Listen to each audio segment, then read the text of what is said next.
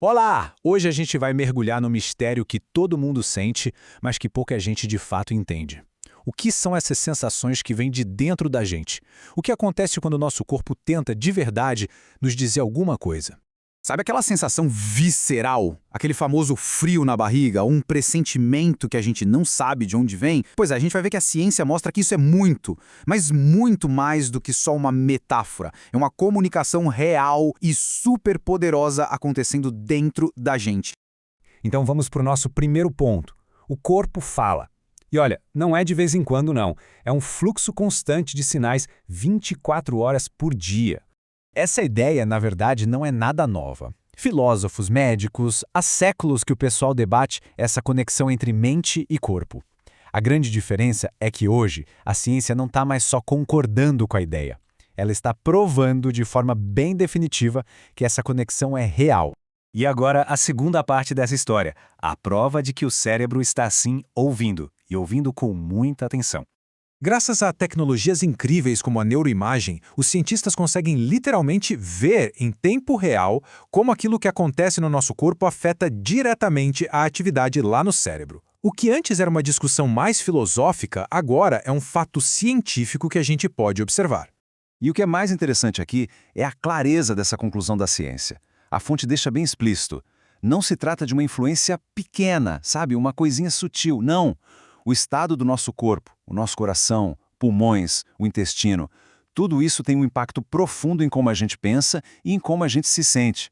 Agora, vamos falar da via de comunicação que talvez seja a mais influente de todas, a supervia que liga o intestino ao cérebro. Pensa nisso aqui como se fosse uma linha direta, sabe? Um telefone vermelho entre o intestino e a cabeça, que nunca desliga. São bilhões de neurônios e trilhões de bactérias trocando mensagem sem parar. E é uma via de mão dupla, o que significa que o cérebro afeta o intestino e, ao mesmo tempo, o intestino afeta o cérebro. A fonte descreve isso como um efeito ping-pong. Quando a gente está sob estresse, por exemplo, essa comunicação fica frenética, uma partida de ping-pong super acelerada. E essa troca de mensagens desregulada está diretamente ligada a mudanças de humor e até mesmo a condições como depressão e ansiedade. É uma ligação física direta entre o que acontece na nossa barriga e o nosso bem-estar psicológico. Bom, tudo isso nos leva ao conceito-chave que amarra todas essas pontas, a interocepção.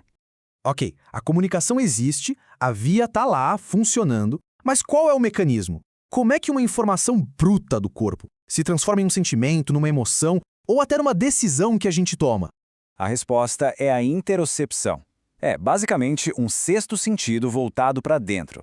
É a habilidade que o cérebro tem de ler os relatórios internos do corpo, a frequência do coração, a respiração, a tensão nos músculos, a atividade lá no intestino.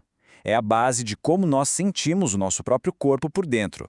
E esse ponto aqui é absolutamente crucial. A fonte afirma que a nossa capacidade de regular as emoções não é um processo mental abstrato, que acontece só na cabeça.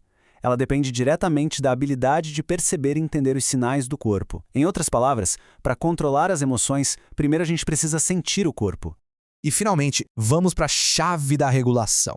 Como é que a gente pode usar esse conhecimento todo na prática?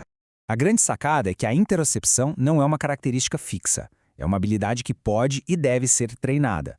Seja com práticas como mindfulness ou com pausas simples durante o dia para escanear as sensações do corpo. Quanto mais atenção a gente presta nesses sinais, mais forte fica a nossa base para o autocontrole e para a resiliência emocional.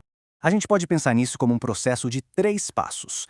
Primeiro, sentir, que é simplesmente perceber o sinal. Segundo, interpretar. O que esse aperto no estômago quer dizer? É fome? Ansiedade? Empolgação?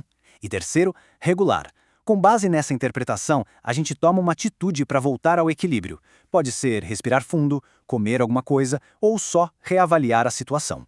Então, para a gente fechar, fica a pergunta. Se pararmos por um momento, agora mesmo, e ouvirmos de verdade o que o corpo está tentando nos dizer? A resposta pode ser o primeiro passo para uma compreensão muito mais profunda sobre nós mesmos.